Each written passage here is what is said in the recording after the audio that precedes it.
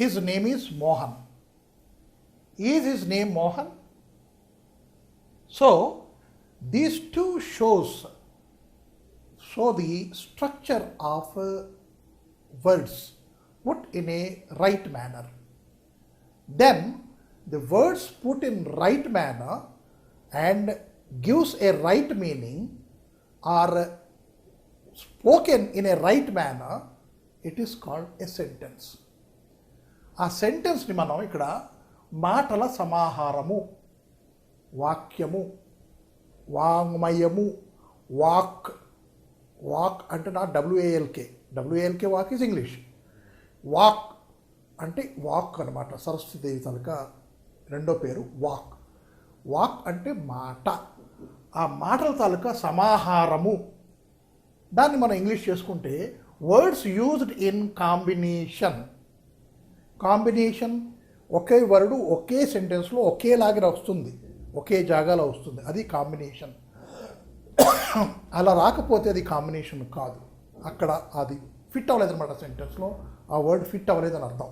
ఇప్పుడు his name is Mohan, దాన్ని మనం ఇలా కూడా అనుకోవచ్చు, he is Mohan. His name is Mohan, he is Mohan. ఈ రెండు మనం చెప్పుకున్నప్పుడు రెండింటి తాలూకా మీనింగ్ ఒకటే. వాడి పేరు మోహన్ అని చెప్పుకున్నాం, రెండోది వాడే మోహన్ అని చెప్పుకున్నాం. రెండు తాలూకా మీనింగ్ ఒకటే. అప్పుడు ఈ రెండు కూడాను పదజాలం అన్నది, ఈ సమూహం అన్నది ఒక ఆర్డర్లో పెట్టబడింది, చక్కగా పెట్టబడింది, మనకి అర్థమయ్యే విధంగా పెట్టబడింది. దాన్ని మనం మాటల సమాహారము అనుకున్నాం, అంటే వాక్యం అన్నమాట.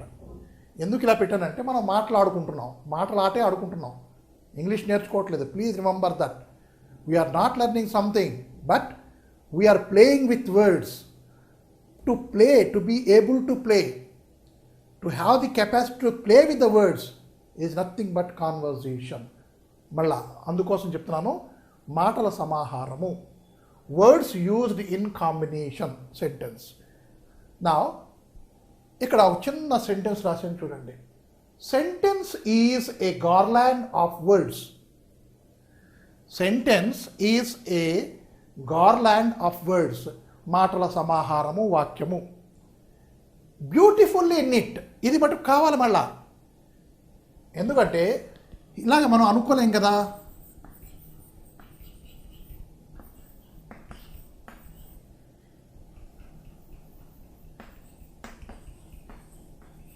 ఇందాక మనం చెప్పుకున్న సెంటెన్స్ మనం ఇలా అనుకోలేము. మోహన్ హీజ్ నేమ్, దానికి మనకి ఇక్కడ బ్యూటిఫుల్ అరేంజ్మెంట్ కానీ బ్యూటిఫుల్ నిట్టింగ్ కానీ రాలేదు. ఇదే వర్డ్స్ని మనం అటుపక్క కొంచెం జాగ్రత్తగా పెట్టుకుంటే అది ఒక సెంటెన్స్ అయిపోతుంది.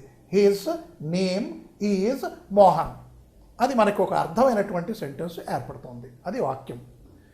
ఈ వాక్యంలో నేను చెప్పుకున్నట్టు ఎన్ని ప్రకారాలు ఉన్నాయని చెప్పుకున్నాం. దానికి సంబంధించే మళ్ళా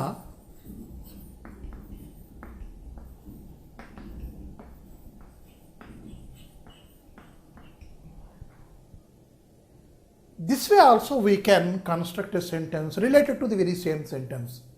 That is, his name is Mohan. దానికి what is his name అని కూడా మనం ఒక క్వశ్చన్ వేసుకోవచ్చును, ఒక ప్రశ్న వేయవచ్చును. ఇది కరెక్ట్ అయిన ప్రశ్న. వాట్ ఈజ్ హిస్ నేమ్ అంటే ఈ కరెక్ట్ ఎందుకు వచ్చింది అంటే, ఈ అడిగే వాట్ అన్నది ముందున, తర్వాత క్రియ, తర్వాత యాడ్జెక్టివ్, తర్వాత నౌన్. ఆ విధంగా మనం ఒక క్వశ్చన్ తయారు చేసుకున్నాం. వాట్ ఈజ్ హిస్ నేమ్, ఇది మనం వేసినప్పుడు ఆ క్వశ్చన్ మార్క్ అన్నది మనం ఇక్కడ పెట్టుకోకపోయినా సరే ఆటోమేటిక్గా ఇది వచ్చేస్తుంది, మాట్లాడుతున్నప్పుడే వచ్చేస్తుంది. వాట్ ఈజ్ హిస్ నేమ్ అన్నది కరెక్ట్గా క్వశ్చన్ ఫార్మ్లోకే మనం ఎండ్ అవుతున్నాం. అంటే అక్కడ పంక్చుయేషన్ మార్క్ కూడా మనం చదవకపోయినా చదివినట్టు అనిపించాలి. నా one more sentence let us see. Who is Mohan? Who is Mohan? Right? Mohan ఎవడు? He is Mohan.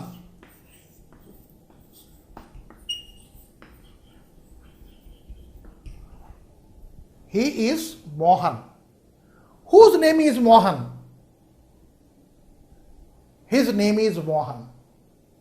ఈ క్వశ్చన్ ఆన్సర్ పద్ధతి ఇలాగా ఉంటుంది.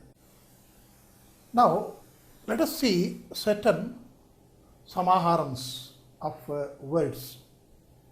What is this book about? What does this book deal about?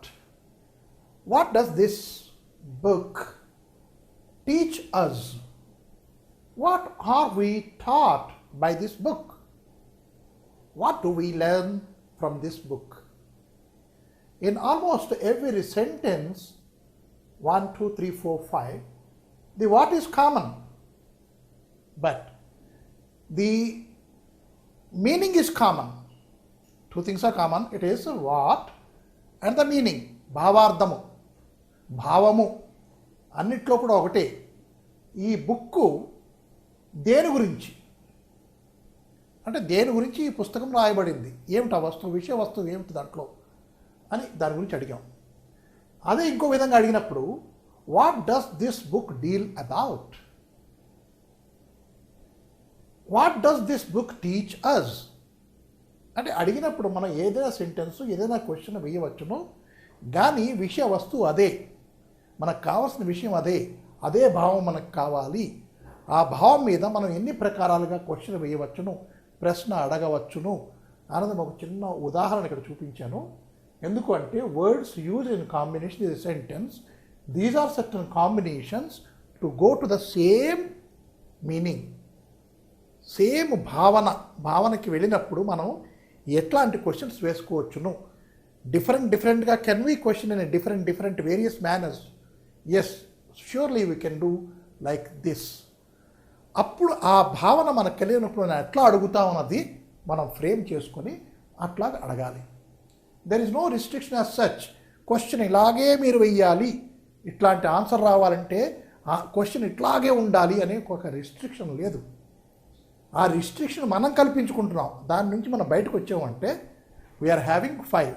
Simply I have written 5, but N number of questions we can put for the same idea which we want here. ఇక్కడ మనకి కావాల్సిన ఐడియాకి ఎన్నో questions వేయవచ్చును. ఈ idea ఒకటే common, కానీ ఈ ఐడియాకి మనకు కావాల్సిన క్వశ్చన్స్ ఎన్నో వేసుకోవచ్చును. ఇక్కడ మీకు 5 చూపించాను. అంటే అది మన కాలగమనంలో మనం అలా వెళ్తూ ఉంటే నేర్చుకుంటూ వెళ్తూ ఉంటే ఇంకా ఎన్నో విధాలు మనం చూపిస్తాను, మనకు వస్తూనే ఉంటాయి. కానీ ఇక్కడ మీకు చిన్న ఎగ్జాంపుల్ చూపించాలి. సమాహారం ఎందుకన్నాను, garland, why I spelt it as a garland, sentence is a garland beautifully knit అని ఎందుకన్నానంటే ఇదనమాట. ఇంకా అదే మల్లెపూలు, అదే దవనం, అదే మరువం, అదే మనకి వాట్ వి కాల్ కనకాంబరాలు, అన్నీ అవే. కానీ మనం ఎలా నిట్ చేసుకున్నాం చూడండి, ఎన్ని ప్రకారాల దండలు తయారు చేసుకున్నాం చూడండి. 5 ప్రకారాలు చూపించాను, ఇంకా ఎన్నో ప్రకారాలు మనం ఇదే విధంగా మనం వేసుకోవచ్చును. అయితే మనం దీనికి డిఫరెన్స్ ఉందా, ఆ డిఫరెన్స్ ఏమిటి మనం చూసినప్పుడు మనకి చిన్న డిఫరెన్స్ మనకి ఏంటి కనపడుతుంది ఇక్కడ అంటే, ఇక్కడ మనం ఇలాంటిది ఒక పదం వాడుకున్నాం. అక్కడ చూసుకుంటే దిస్ బుక్ ఇవన్నీ సమానమే, కానీ ఇదొక్కటి మనం వేరుగా వాడుకున్నాం. అలాగే ఇక్కడ ఇదొకటి వేరుగా వాడుకున్నాం. ఈ 2 దీంట్లో లేవు, ఇది దీంట్లో లేదు, కానీ భావం ఒకటే. చూడండి, నేను చెప్పేది ఏంటంటే మనం ఎన్ని వర్డ్స్ రాసుకున్నా ఎన్ని వర్డ్స్ పెట్టుకున్నా సరే క్వశ్చనే. ఆ క్వశ్చన్కి మనం తీసుకెళ్లే జవాబు ఒకటే. దానికి మనం ఇలా 2 ప్రకారాలుగా వేసుకున్నాం. ఇక్కడ ఈజ్ వాడాం, ఇక్కడ డస్ వాడాం.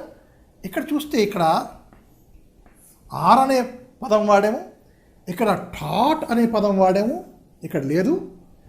కానీ ఇక్కడ చూసుకుంటే మళ్ళీ డస్ కామనే ఉంది, కానీ ఇక్కడ ఇది మనం వేరే వాడుకున్నాం, టీచ్ అనే పదాన్ని. అలా ఇక్కడ చూసుకుంటే డూ అనే పదం ఒకటి కొత్తగా వాడి ఇక్కడ లెర్న్ అనే పదాన్ని వేరేగా పెట్టుకున్నాం. వీ లెర్న్, మనం నేర్చుకుంటున్నాం బుక్ నుంచి. మనం ఎప్పుడు నేర్చుకున్నాం బుక్ నుంచి? బుక్ మనకి టీచ్ చేసినప్పుడు మనం నేర్చుకోబడ్డాం. ఈ టాట్ అనేది నేర్చుకోబడ్డాం. ఈ బడుల భాషని మన ముప్పాడ రంగనాయకం గారు 70s 80s 70s 80s ఆ మధ్యకాలంలోనూ చాలా చక్కగా క్రిటిసైజ్ చేశారు. మనకి ఎప్పటి నుంచి వచ్చి పడింది ఈ బడుల భాష అని. ఇది బడుల భాష కాదు. ఇది మనం గ్రామర్లో చెప్పుకున్నప్పుడు దీన్ని యాక్టివ్ అంటాం, దాన్నే ఇది ప్యాసివ్ అంటాం. అయితే ఈ బడుల భాష మనకెందుకు అని కాదు, మనకు ఉంది, ఆ అవసరం ఉన్నది. అవసరం ఉంది కాబట్టి ఆ భాషలో ఈ ప్రయోగం వచ్చింది. ఇది ఒక ప్రయోగం, ఇది ఒక ప్రయోగము, ఇదొక ప్రయోగం, భాషా ప్రయోగం, ఇదొక భాషా ప్రయోగం. The usage of language in such a manner, it is different. Why it is so? And why it is so? There is a reason. And so we are using this language, that is, we say active voice, we say, and here we say passive voice, we say. Why are we using? It has a necessity over there. అదేంటంటే ఏ necessity అంటే నేను, నాకు, నా వల్ల అని ఒక self అది తీసేసుకొని పక్కన పెట్టేస్తే మిగిలిదేమిటి? ఇదే చెప్పబడింది, చెప్పబడింది, స్పోకెన్ ఇంగ్లీషు చెప్పబడింది అంటే ఏంటి? నేనే చెప్పాను కానీ నేను అనే పదం అట్లా వాడలేదు. స్పోకెన్ ఇంగ్లీషు చెప్పబడింది అని చెప్తున్నాను. సో అట్లాగా డిప్లొమసీ అనేది ఒక లాంగ్వేజ్లో ఒక పార్ట్ ఉంది, డిప్లొమాటిక్ లాంగ్వేజ్. ఎక్కడైతే ఆ డిప్లొమాటిక్ లాంగ్వేజ్ వాడాలో అక్కడ మనం ఇలా వాడుకోవచ్చు. ఆ తర్వాత మళ్ళీ మాట్లాడుకుంటాం మనం, ఇప్పుడు కాదు, అది వచ్చినప్పుడు. కానీ ఇక్కడ నేను చూపించింది స్పెసిఫిక్గా ఏంటి అంటే భావం ఒకటైనా, క్వశ్చన్ ఒకటైనా, అడిగే పద్ధతి ఒకటైనా, భావం ఒకటైనా సరే మనం కొన్ని డిఫరెంట్ శబ్దాలు పట్టుకొచ్చి, మాటలు పట్టుకొచ్చి దాంతో మనం క్వశ్చన్స్ తయారు చేసుకోవచ్చును అని చెప్పాను. ఇప్పుడు కొంచెం మనం ఇది జ్ఞాపకం ఉంచుకుందాం. ఈజ్, ఆ ఈజ్ ఏమిటి, ఈ డజ్ ఏమిటి, మనం ఎక్కడ ఇలా ఉపయోగించుకుంటాము అన్నది మనం ఇప్పుడు చూడబోతాం అన్నమాట. ఈజ్ ఏమిటి, ఈ డజ్ ఏమిటి, దాన్ని మనం ఎలా ఉపయోగించుకోవాలి, ఈ డూ ఏమిటి, ఈ డూ డజ్ ఒకటేనా, ఒకటే అయితే మనం ఎలా ఉపయోగించాలి, ఎక్కడ ఉపయోగించాలి, ఈజ్ ఆర్ అనేవి రెండు ఒకటేనా, ఒకటే అయితే ఎలా ఉపయోగించాలి, ఎక్కడ ఉపయోగించుకోవాలి, దాని తాలూకా రూపాంతరాలు ఏమిటి. రూపాంతరాలు అంటే మోడిఫైడ్ వర్డ్స్. మోడిఫైడ్ వర్డ్ ఈజ్కి మోడిఫికేషన్ చేయవచ్చునా అంటే ఏమైనా అటాచ్మెంట్ చేయవచ్చునా. మోడిఫికేషన్ అంటే అంతే, చిన్న అటాచ్మెంట్ చేసుకుంటాం. ఈ దీన్ని చేయవచ్చునా మనం. గో అన్నదానికి ఇంగ్ అన్నది ఒకటి అటాచ్మెంట్ చేసాము, అట్లాంటి అటాచ్మెంట్లు ఏమైనా చేసుకోవచ్చునా అన్నది మనం ఇప్పుడు చూస్తాం అనమాట. ఇప్పుడు ఏంటి, ఒక చిన్న మనం చూసాము వాక్యము అంటే ఏంటి, మాటల సమాహారము. మాటల ఆట నుంచి మనం సమాహారంలోకి వచ్చాం.